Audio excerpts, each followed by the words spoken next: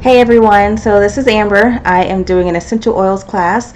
I'm going to try and do this pretty quick. This is going to be 4 videos long. So this first video is going to be the basics of essential oils. I'm not going to go into any specific oils in this video, but there's going to be like some good information if you're brand new. So I'm going to go ahead and get started on this just so we cut down on time. This is the FDA disclaimer, just pretty much saying that if I happen to make a medical claim, it's not FDA approved. All right, so read that real quick. I don't plan on making any medical claims, but just in case if I do let one accidentally slip out, then this takes care of it. All right, so hopefully you read that because I'm going to go on and move past it. Okay, so next thing is, what is an essential oil? So like it says right here, the end result of a plant being steam distilled or cold pressed into a volatile aromatic liquid. Now, steam distillation and cold pressing are two of the probably the most popular and most used forms of getting essential oils.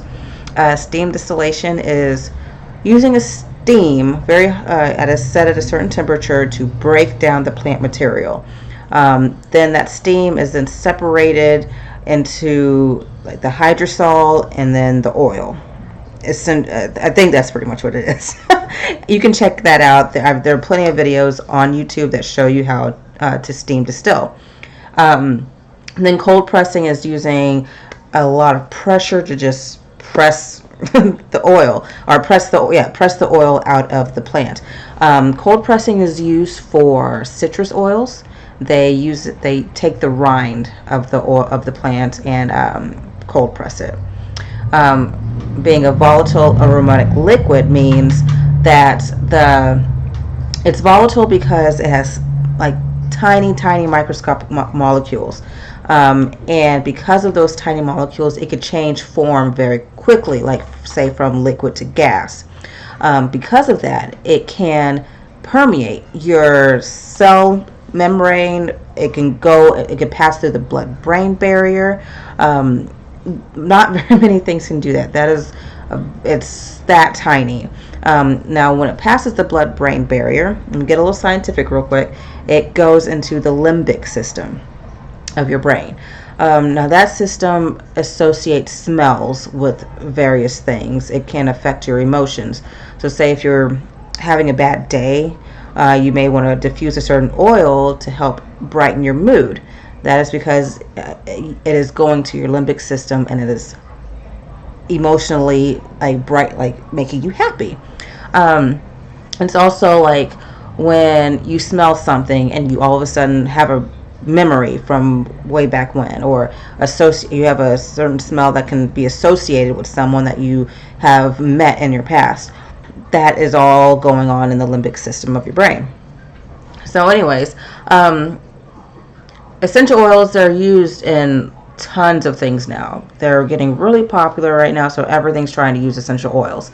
That could be a good thing, but it could also be a bad thing.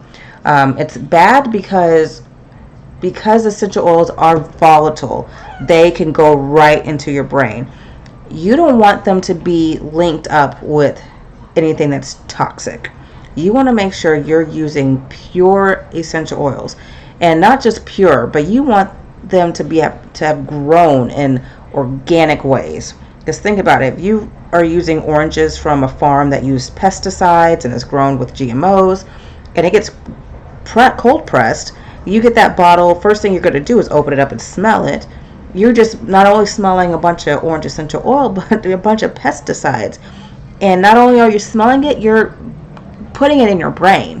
So it's like no wonder people are getting sick, because not only that, that's just in the bottle, but what about all the products that we're buying now that may have essential oils in them as well? They say essential oil, but then they have a laundry list of all kinds of other toxins, and you're just, bathing yourself, you're filling your home with the scents. It's crazy. You have to know, not just essential oils are great, but you have to know about them. You have to, there can be a danger to them. They can make you sick. So just because it says essential oil on the bottle doesn't always mean that you need to just use it. You have to make sure It's good and it's pure. Okay, so ways or not. Here we go. Okay, ways to use an essential oil. There are three main ways. Aromatic, which means diffusing, using an inhaler, smelling it straight from the bottle. That's the best way if you need a certain emotional release or emotional change. Aromatic would be the best way to do that. Topical is putting it on your skin. That's good for like if you're using it for skin care or just support your skin. Topical will be the best way to do that. And then there's also dietary. That is ingestion.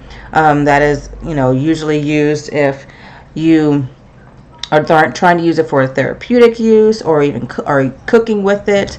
Dietary is very tricky. So one thing I will say is that if you're getting oils, please research before you start using them. Okay, don't just get them and like, oh, I'm just gonna do all this crazy stuff with them. No, make sure you research what you're doing and how to do it correctly. All right, you want to make sure you're practicing safe usage. All right, so that's going to bring us into the last part of this video, which is safe ways, some tips and things on how to use your oils. All right, you never want to drink oils in your water. Now, this is something that's a very big divide in the essential oil community because lots of people do drink them in water and lots of people don't, and both sides feel very strongly about this issue. Now, this is not a personal thing because I'm not going to tell you what I do personally. I feel like my job is to teach correctly, and so after I researched, I don't feel comfortable telling people to drink oils and water. Oil and water, it does not mix. Now, if you have done research and you are watching this and you've been drinking it in your water, you feel safe doing it, then that's you. I don't feel comfortable telling that though. So that's why I always say research, research, research. And that's more than just going on Facebook and chatting with a few people that have the same amount of knowledge about it as you do. Like, really read, there's tons of stuff on Google. I mean, that doesn't sound like much better than Facebook, but like if you go to like medical, what's it called? Like medical, not medical records, but medical studies, things like that. That's what you want to read about. Nothing that's, sponsored. You want to read the actual real stuff, okay, that's unbiased. Then once you read that, come to your conclusion, and you can do whatever you want as far as that goes. But I will not teach that because I don't feel it's safe to teach. Okay. What I will say though is that they can be, if you are going to ingest them, they can be added to something as long as there's some sort of fat. You want to be able to mix it. You need to disperse it. You need to dilute it in something if you're going to ingest it. And what that means is, like, say the other day I made some hot chocolate. I used whole milk, and I was also using what's this stuff called, evaporated milk in it as well. Those two things had fat. So when I made my hot chocolate in this big pot, if I want to put a dash of whatever I put in there, it's fine because it's going to dilute itself. It's going to disperse among the whole pot. It's the same with, like, if you want to make spaghetti or lasagna or something like that, and you want to throw some oregano or a drop of basil in there. It's going to go in that whole pot, and there's enough fat content to be able to let that oil disperse among the whole thing. Okay, so if you want to ingest just for, like, to be able to taste it or replace spices or things like that, that's a safe way to do it. But don't drink it in water. Now, if you want to ingest for a medical reason, therapeutic reason, something like that, say so you have an issue going on and you want to take it in a capsule, because that is another way you can do, like, putting extra virgin olive oil into a capsule with some oil. Consult a certified aromatherapist. I hope that that's me soon, as I will be starting school for that, but I'm currently not, so don't ask me.